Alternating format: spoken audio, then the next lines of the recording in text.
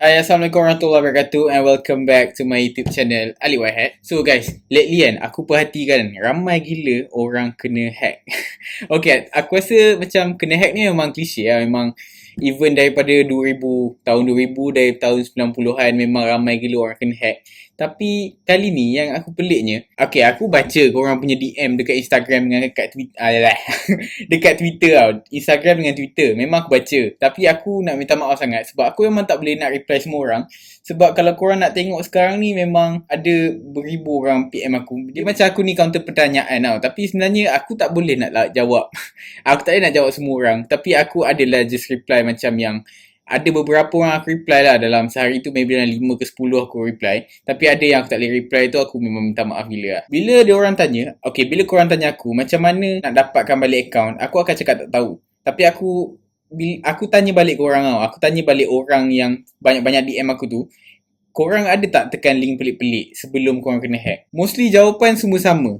Jawapannya adalah tak. Aku tak tahu kenapa. Okay, tak, maksudnya korang tak ada kena phishing ke, tak ada kena apa-apa yang pelik ke, tak ada tekan link-link apa-apa kan. Okay, so bila diorang cakap yang diorang tak tekan link pelik, aku tanya satu lagi soalan. Korang ada tak download benda-benda crack ke, download benda-benda ataupun apa-apa software daripada website yang tak trusted ke apa? So diorang cakap ada. So bila diorang cakap ada tu, aku dah boleh dapat tangkap dah apa yang diorang kena. Diorang memang kena rat, ataupun aku senang cerita aku panggil macam diorang tu kena virus lah. So rat ni stand for remote access trojan. Maksudnya hacker tu dia boleh control kau punya laptop ataupun kau punya PC daripada rumah dia. Maksudnya dapat kontrol daripada jarak yang jauh. So dalam video hari ni aku nak ajar korang macam mana korang nak send virus dekat kawan-kawan korang. Okay, tak, aku tipu je. Aku nak bagi tahu korang macam mana seorang hacker ataupun penjahat ni dia boleh hantar virus dekat laptop korang sampai korang punya account boleh kena hack. So anyway, kan aku cakap tadi korang ada download benda-benda daripada pirated software, korang download daripada apa-apa pirate punya tempat lah. Aku memang tak nafikan. Memang even aku pun sometimes aku kalau macam aku tak nak beli Photoshop ke,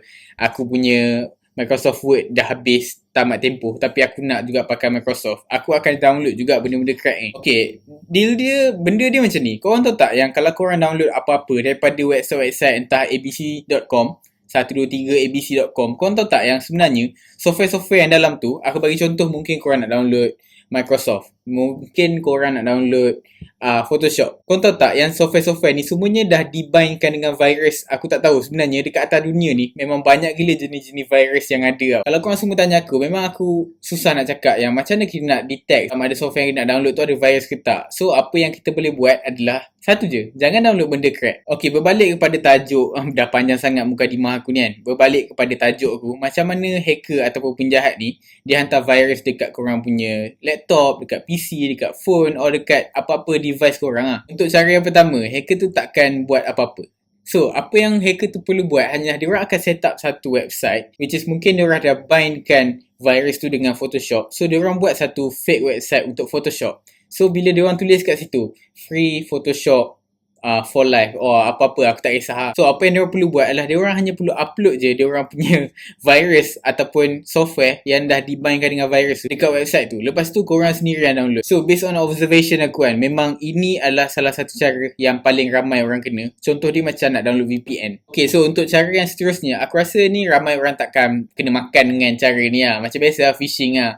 Contoh dia macam hacker tu dia akan hantar email dekat korang untuk download certain software. Itulah antara cara-cara yang aku rasa aku boleh bagi tahu. Tapi untuk soalan yang next, kerap orang tanya aku, macam mana kita nak tahu yang dekat dalam kita punya laptop tu dah ada virus tengah run. So kepada korang yang tak tahu, sebenarnya virus ni dia bukannya run macam contoh kau buka Photoshop, lepas tu Photoshop tu adalah virus. Sebenarnya bukan. Sebenarnya bila term yang hacker ni dah bind korang punya software, contoh dia Photoshop dengan virus, virus ni adalah software yang berlainan. Maksudnya apa? Maksudnya dia akan run sekali. So sekarang ni dekat dalam laptop kau ada dua software yang run. Satu adalah Photoshop tu sendiri.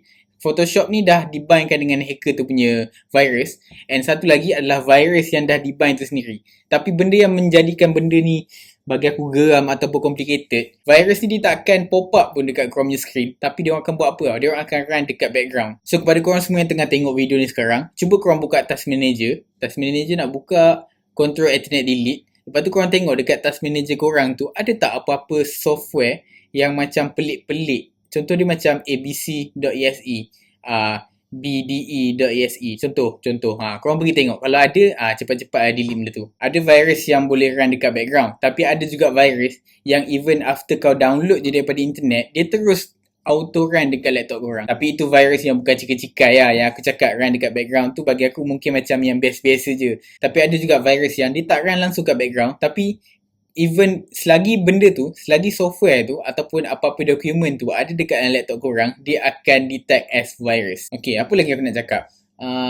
Okay, so kita sekarang ni tengah sembang pasal virus kan. Virus ni ada banyak jenis. Ada worm, ada malware, malicious software, ada ransomware, macam-macam lagi. So, sebenarnya, apa function antivirus dekat laptop korang kalau antivirus tu tak boleh nak detect virus ni? Aku pun memang tertanyakan soalan yang sama. Maksudnya, aku pun berfikiran, apa function sebenarnya antivirus ni? Yelah, kau bayar mahal-mahal, mungkin kau bayar mahal-mahal ke apa kan. Tapi macam mana, kenapa dia tak dapat detect virus ni? So sebenarnya most of the virus yang ada, maksudnya yang diorang dah bind dengan apa-apa software, diorang dah buat FUD ataupun kita panggil fully undetected. Maksudnya sekarang ni, even kau try lah scan benda tu pakai virus total ke, kau try lah scan pakai antivirus kau paling kuat ke, memang takkan detect sebab diorang dah buat FUD. So akhir kata daripada aku, janganlah download benda-benda crack, tapi berhati-hati lah. Sebab dekat dunia cyber ni tak ada benda yang apa tu orang panggil, tak ada benda yang selamat. Memang aku sendiri pun tak selamat. Aku pun sekarang ni aku rasa